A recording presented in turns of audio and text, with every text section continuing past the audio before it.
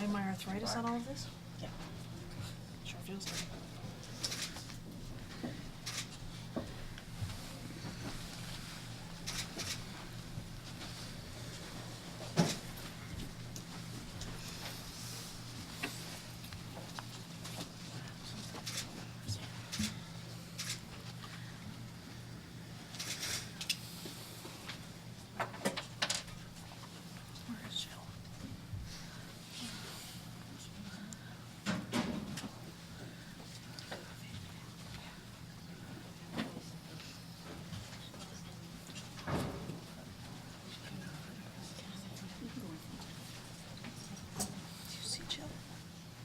She's here.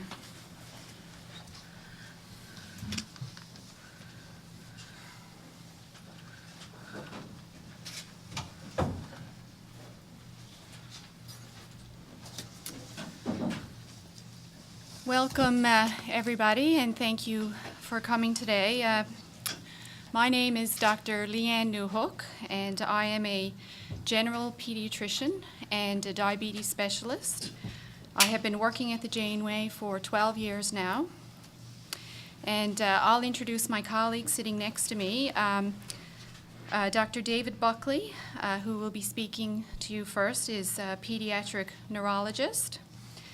Then we'll have Dr. Debbie Reid, who is a pediatric intensive care specialist.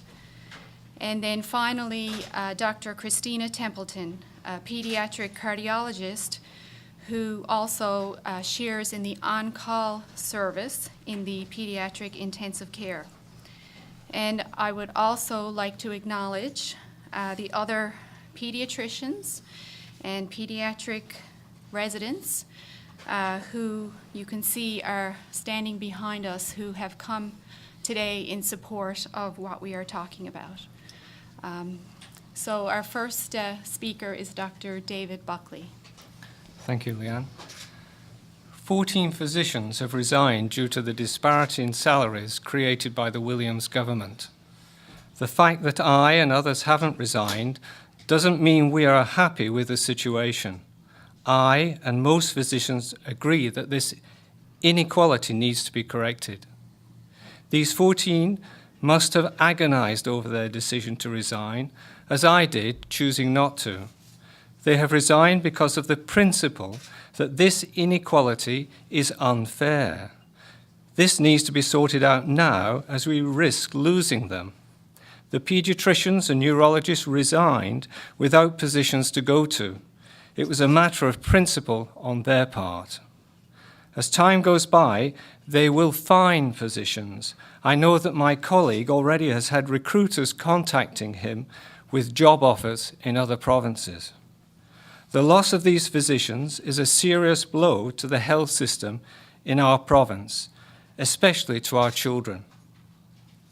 Some of these doctors are very senior, having worked for over 20 years here. To act as they did highlights the serious issues that are needed now to be addressed. I stress we cannot afford to lose them.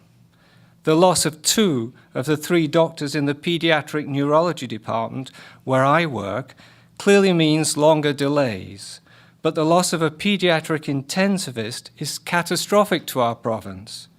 This person has given their life to the department, working for years with limited holidays, as there's been no one to take her place. Recruitment has been ongoing for extra staff in the department for over a year, but to no avail. To suggest, therefore, that it will be easy to replace her is naive. Correct this disparity, negotiate fairly, and sort out this mess as quickly as possible. Create a long-term solution rather than Band-Aid fixes, which led to the issues we have today. Thank you. Our next speaker is Dr. Debbie Reid. Good afternoon. As Dr. Newhook said, I'm Dr. Debbie Reid, and I'm one of 2 pediatric intensive care specialists in the province. There's only 2 of us. That means you don't get a lot of time off. I've been a specialist in intensive care at the Janeway since 1990 and graduated from Memorial Medical School shortly before that.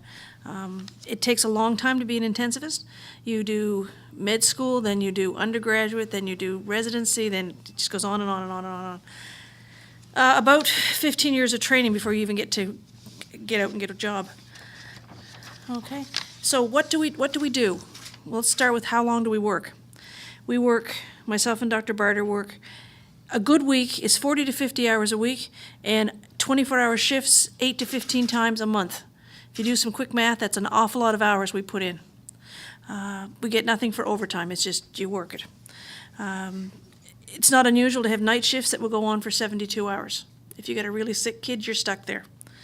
You're at the bedside. There's nothing you can do about it, okay? Who do we look after? We look after all the kids from 0 to 18 years of age, which is the age group for the Janeway, who are critically ill. What does that mean? An accident, like a motor vehicle accident, meningitis, pneumonia, child abuse, major surgery, diabetes complications. For those of you that aren't aware that diabetes can kill. We tend to not think of that in children, but it can.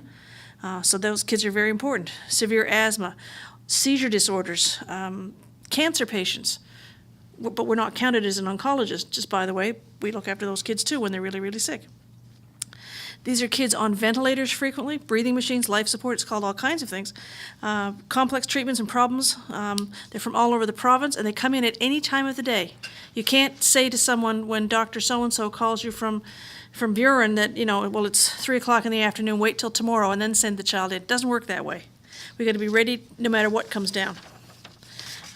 It's immediate, ongoing care, 24 hours a day, 365 days per year, or 366 if it's a leap year.